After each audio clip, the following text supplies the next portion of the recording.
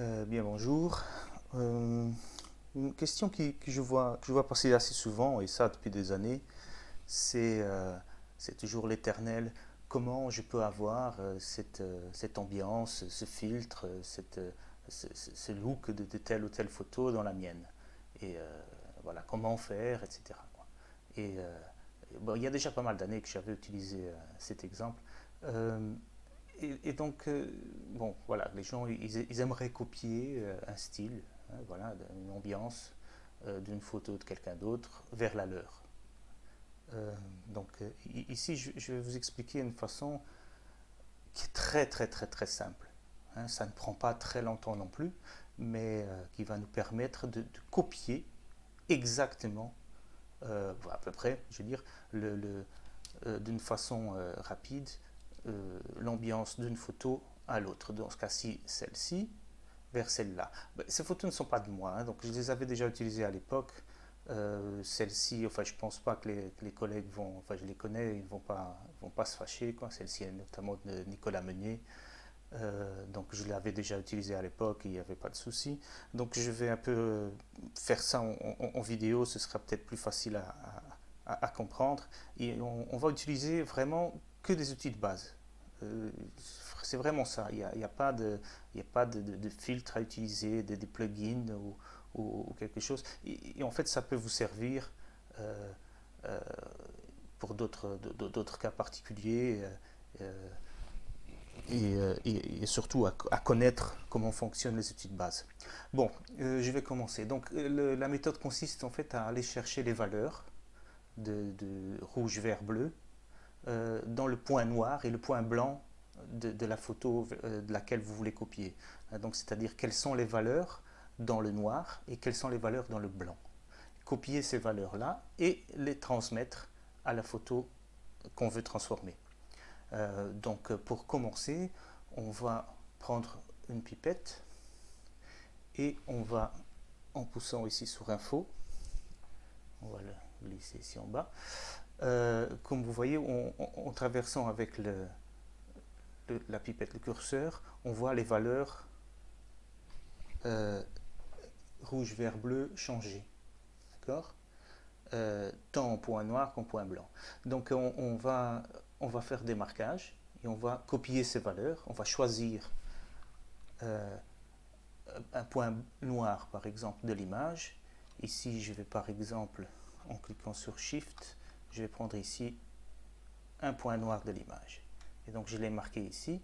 Et il me l'affiche ici en bas. Le point 1, ici, donc le 1. Et il me donne les valeurs du noir. D'accord, hein, donc le noir, en théorie, il devait être 0 et le blanc à 255. Donc ici, on voit déjà que ce n'est pas du vrai noir. Donc il y a des valeurs en rouge, en vert et en bleu.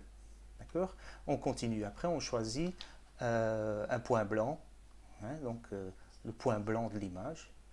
Je vais rester ici.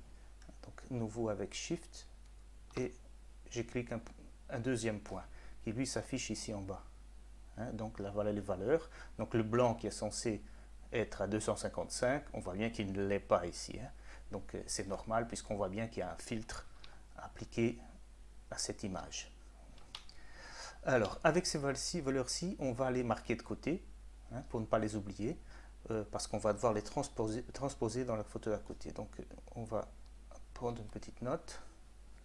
Hein, rouge, vert, bleu. Donc ça c'est le point noir, point blanc.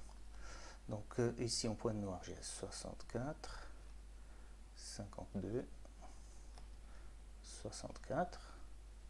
Et en point blanc 253, 220 et 175. Oui, oui, je viens de Belgique. Donc voilà, et on le garde pour après. Ensuite, avec ces valeurs, on va les passer alors à cette image-ci. Donc à cette image-ci, on va commencer par créer deux courbes. Donc une qui sera le point noir et l'autre le point blanc. J'espère que je ne vais pas trop vite. Donc voilà mon point noir. Et je vais transposer les valeurs que j'avais ici tout à l'heure. Donc le point noir ici, j'ai les valeurs en rouge, vert et bleu que je vais transposer ici en rouge, vert et bleu.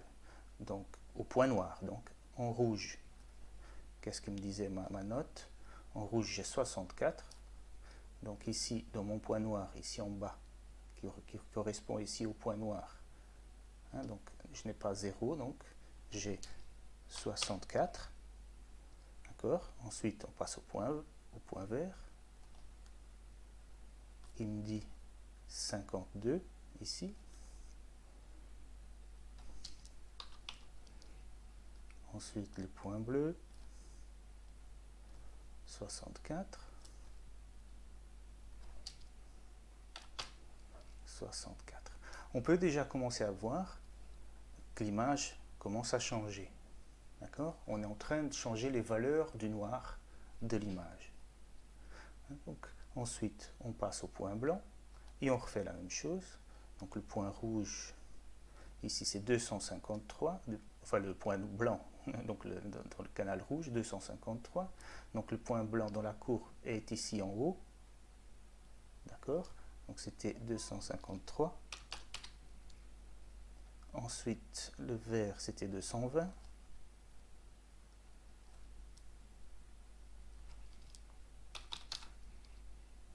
Et le bleu, je me souviens, 175. Et voilà. Donc, aussi simple que ça.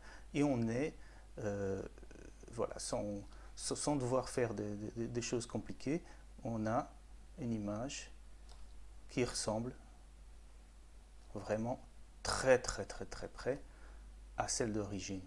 Évidemment, il faut prendre une image qui a une luminosité qui y ressemble. Évidemment, on ne peut pas recréer cette image sur une photo en plein soleil. Enfin, on peut, mais bon, mais ce ne sera pas exactement la même chose. Il y aura peut-être des ajustements supplémentaires à faire, quoi. Bon, ici, je pourrais changer un petit peu quelque chose. Par exemple, la peau me semble peut-être un petit peu rouge.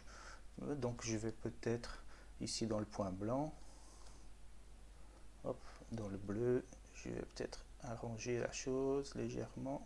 Et voilà, il était à 170. Si je le passe ça, hop, voilà, ça me semble quand même correct comme ça. Voilà. Donc après, bon, on peut le changer évidemment, mais a priori, on a les mêmes valeurs de noir et de blanc et on peut facilement copier en fait, hein, des filtres, hein, notamment surtout quand ils sont appliqués à l'image entière. Donc comme ici, on voit bien que c'est un filtre global sur la même image, et on peut donc le transposer à l'autre assez facilement et rapidement, comme vous venez de voir. Voilà, l'image d'origine, et voilà. Donc évidemment, si je voulais ici, je pourrais éventuellement continuer sur celle-ci et ajuster peut-être les surbrillances, comme dans celle-là. C'est encore assez facile à faire. On va remettre ça ensemble. Donc une méthode très simple, c'est faire une sélection par un canal. Donc je sélectionne, je vais dans les canaux, hop, ici, je vais dans les canaux et je regarde lequel a le plus de contraste. Donc ici, voilà, le bleu, on voit beaucoup les surbrillances, elles sont bien présentes, donc on va les accentuer pour pouvoir les sélectionner et par la suite les changer. Donc ici, je copie le canal bleu, donc je le sélectionne et je vais lui appliquer une courbe de niveau, donc c'est CTRL L, et je vais alors essayer de supprimer tout ce qui n'est pas ces brillances. Donc vraiment, il ne faut pas avoir peur d'y aller, il faut que ça sélectionne. Hop. On joue avec les curseurs pour... Il faut que les valeurs que vous voulez modifier soient leur luminosité soit supérieure à 50%. Parce que la sélection, en fait, elle fait ça. Elle sélectionne tout ce qui a plus de 50% de lumière. Donc tout ce qui est plus que le gris, à 50% en réalité, quoi. Donc je vais encore... Voilà, quelque chose comme ça. Je valide. Je sélectionne. Donc on voit bien qu'il m'a sélectionné ces zones-là qui étaient supérieures à 50%. Je reviens dans mes layers et je vais créer une nouvelle courbe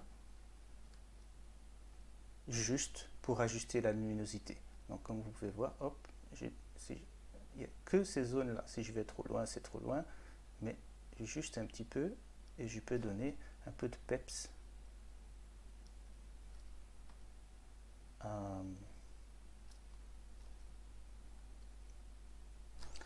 à mon image. Où j'étais ici. Voilà. Il y a moyen de voir avant, après, avant, après. Je remets ça en place. Et avant, après. Je vais remettre l'autre image pour qu'on puisse les voir. Donc, ça, les surbrillances, on voit bien que ça fait vraiment son effet. Mais bon, c'était peut-être un défaut de l'image de base. Donc, et le général, la photo avant et après, juste uniquement en copiant des valeurs. Donc en réalité, c'est assez simple et ce sont vraiment les outils de base. Et quand vous connaissez les courbes, eh bien, voilà, vous connaissez pratiquement une grande partie des outils Photoshop qui sont à la base des courbes. Et voilà.